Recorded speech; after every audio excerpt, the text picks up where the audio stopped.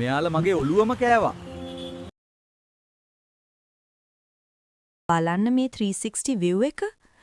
හරියට graph count එක ගත්තේ නැති වුණාම ඔයාටත් ලැබෙන්නේ මේ වගේ අසම්පූර්ණ ප්‍රතිඵලයක්.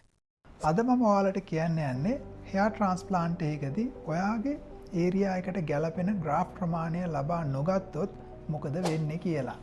ඔයා hair transplant එකක් කරන්න ගියාම ඔයාගේ හිසේ කිසකෙස් අඩු ඒරියා එක කොච්චර ලොකු වුණත් ඒ ආයතනය තමන්ගේ බොහොම පොඩි ඒරියා එකක්. එහෙමත් නැත්නම් ඇඟිලි 3ක විතර ප්‍රමාණයක් විතරද transplant එක කරේ.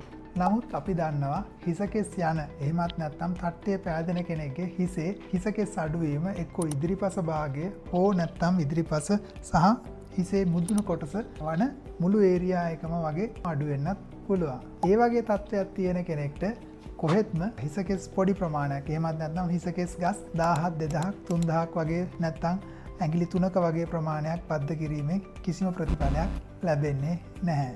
ඩොක්ටර් හෙයා එකේදී අපි ඔයාගේ හිසේ කොණ්ඩේ අඩු වෙන මුළු ඒරියා එකම කවර් කරන්න ලෝකේ සාමාන්‍යයෙන් දියුණු රටවල් වල විදියටම graph 5000 6000 වගේ ප්‍රමාණ එහෙමත් නැත්නම් හිසකෙස් ගස් වලින් කියනවා නම් එහෙම හිසකෙස් ගස් 10000 12000 සහ 15000 වගේ ප්‍රමාණ වලින් අපි අපේ බද්ධ කිරීම කරනවා. වෙන ආයතනවල අපි දැකලා තියෙනවා දෙවන වර තුන්වෙනි වර එන්න කියනවා සර්ජරිස් වලට. එහෙම නැවත නැවත සිටවන්න කියලා පටන් ගත්තට ඒ ආයතනවල සර්ජරි එකෙන් පස්සේ ඩෝන ඒරියා එක හොඳටම ඩැමේජ් කරලා තියෙන්නත් පුළුවන්.